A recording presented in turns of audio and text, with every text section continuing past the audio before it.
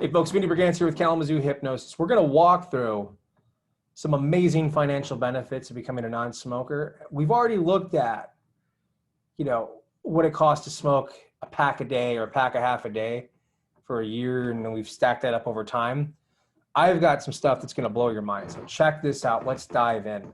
Number one, smoking actually increases your risk of respiratory infections, colds, because tobacco harms your immune system. So that's time and money being spent going to the doctor, buying medication, things like that. And that's actually more sick days, right?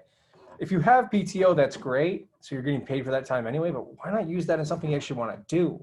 That itself is of tremendous value, but we're just getting started, right? Fewer trips to the dentist to get teeth cleanings.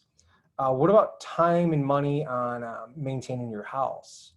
Getting, your walls cleaned, your wallpaper, your paint, getting that discoloration off, making your upholstery not smell bad. I'm just assuming you're smoking inside.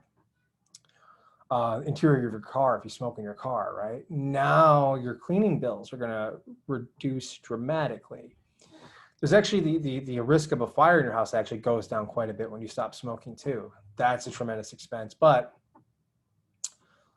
again, we're just getting warmed up. Let's think about it like this. Your risk of a heart attack and stroke is actually substantially reduced. That's going to save you, anywhere from $26,000 to $66,000 roughly.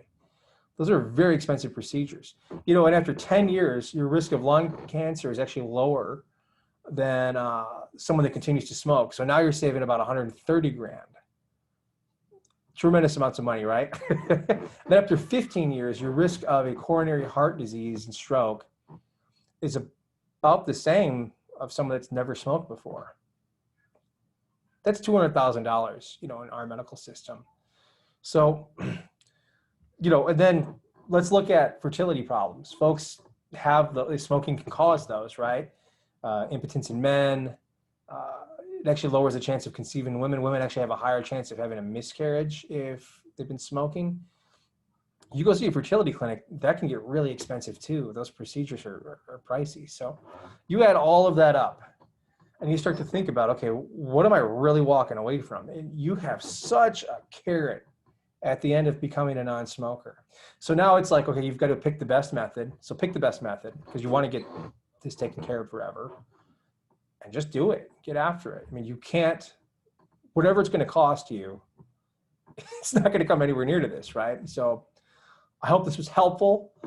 I'm excited to continue to answer your questions. Reach out to me if you have anything. If you want to book a call, feel free to do so. The link's all over my Facebook page.